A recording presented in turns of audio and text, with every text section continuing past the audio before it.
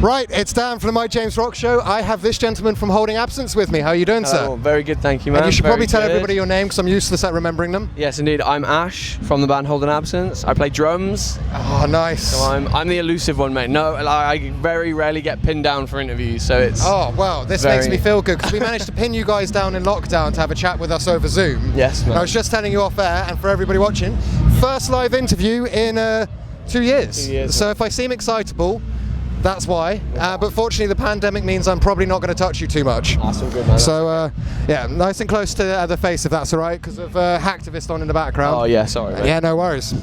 Right, so you're back. You're actually playing shows. You're at a festival. How does it feel? It's wild, mate. It's so good. Like, we played Reading and Leeds last weekend.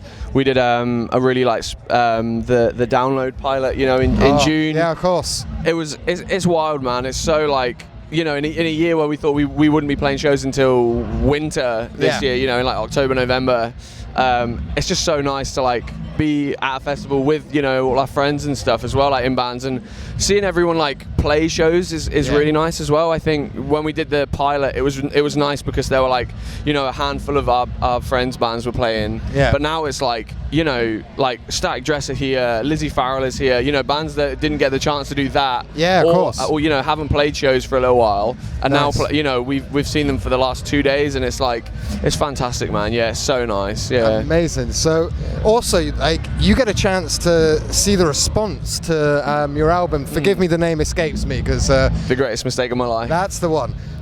Which we did have a laugh on Zoom that maybe launching it in a pandemic probably wasn't the best move ever, and that you've had a lot of jokes from press about it. Yeah. So instead, I'm going to ask you, what's it like to actually play that live a bit earlier than you were expecting? Because that must be super exciting for you. Yeah, man. It's like it's crazy to see the like the reception of, like, you know, songs that were on the record that, you know, are quote unquote like the record songs. Yeah. So, you know, songs like Curse Me With Your Kiss, like it's like it's I can't like describe it. It's like it's so great to see, you know, people like enjoying the things that you were like sat on for so long. Yeah. And as like I feel like the longer you sit on a record, the more you're like, oh, is this as good as we initially thought? And there's all that coming through, and you know, you get that in a normal album release, is that you sit on it so long it doesn't feel real, and then you guys just had to rely on like comments online to find out whether people liked it or not.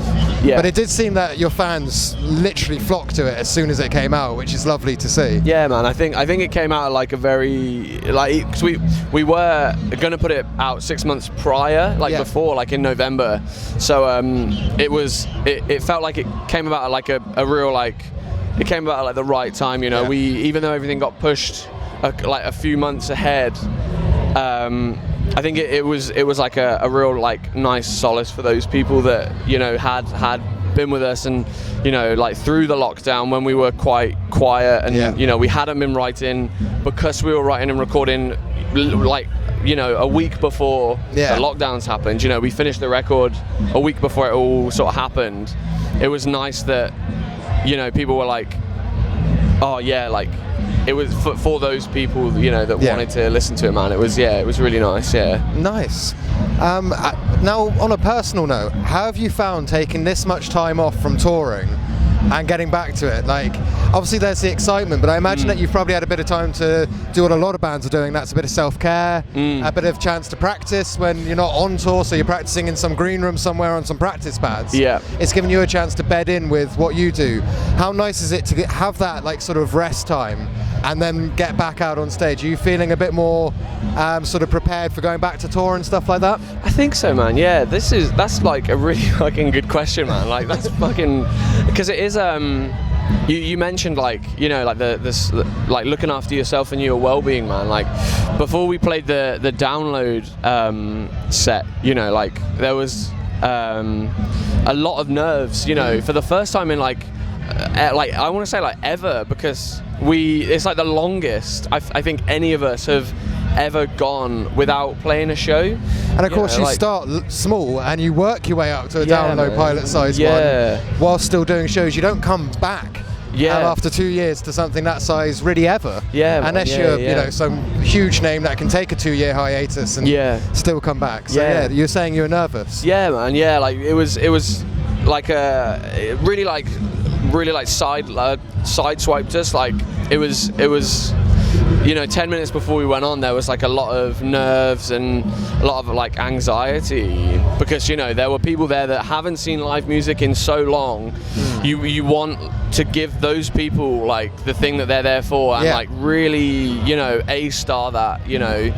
So yeah, lots of nerves to like not let anyone down that's watching, you know, and it's kind of it's been there a little bit this weekend as well, and last weekend at Reading and Leeds, but sort of less so because I think you know it's like that muscle memory, and the more you sort of do things and the more your mind is like prepared for those things, you know, you're a bit like today, you know, there's no sort of like worry or like nerves as much, you know, this morning, whereas like with the download pilot for like 2 days before, you know, a day before, there was lots of like, oh, I really hope this like is good. Did you eat like for 2 days before? Because I'm the type of person I would just stop eating for 2 days just and shut off. Then I got to go do a performance without anything in my stomach. So it's a good thing that I just do the interviews instead. And you guys are still hitting for the rest of the year, like the live scene really hard. So.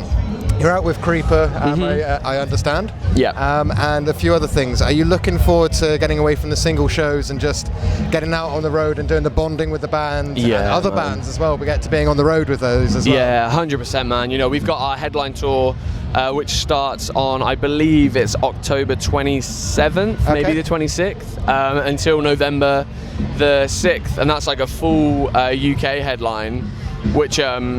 it's wild to think we're coming back to, you know, like an album headline tour first.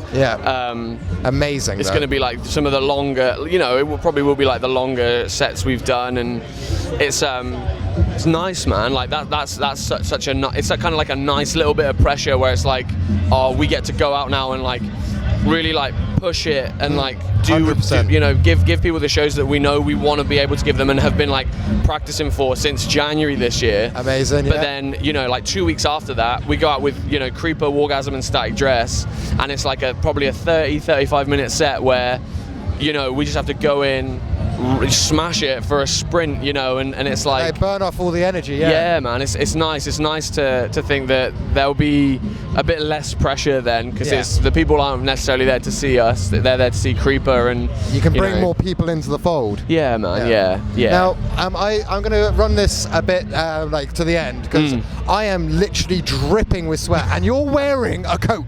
Mate. Like, how, dude? Respect. So thank you for taking a couple of minutes to chat with us, and no doubt if we can touch base with you later in the year and carry on like checking in with you this year, because it's been really fun doing it in the lockdown at a festival. Look, we may as well take off a gig as well. Yeah, man. So thank you very much for taking a couple of minutes. Thank you so much, mate. Thank you. Appreciate it. Welcome to the My James Rock Show. You're watching My James Rock Show.